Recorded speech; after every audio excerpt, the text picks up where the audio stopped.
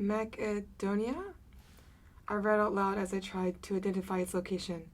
Macedonia? I had never heard such a place. Was it a country? And if so, where in the heck was it, and how come I hadn't heard of it before? Soon it occurred to me that this small country, north of Greece, would be my home for the next 2 years. Little did I know what challenges I would face. I had no idea that one of the worst parts of living in Macedonia would be surviving through the extremely low temperatures which sent me into culture shock, literally. By the time fall turned into winter, I wore several layers at all times, outdoors and indoors, yet I still felt that the cold was penetrating to my bones. I resorted to sitting on my heater constantly except for when I was cooking, using the bathroom, or sleeping. I slept in a 0-degree sleeping bag fully clothed, wrapped with all the covers I could find. During those terrible cold nights, I missed Mama Mitza, my host mom.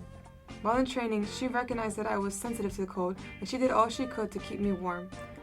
She prepared hot cocoa, allowed me to take hot showers, bought me thick pajamas, offered me an unusual amount of warm linens, and of course, knitted me a winter cap and cozy booties.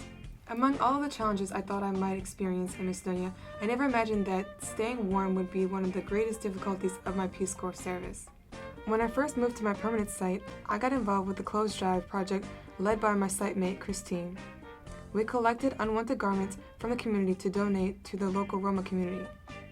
The Roma are people known as gypsies in the Western world.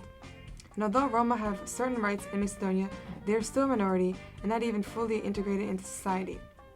The day of the drive, my site mate, fellow volunteers, and I carried several large bags of clothing into the nearby Roma communities. These communities were located on the outskirts of town, near the river.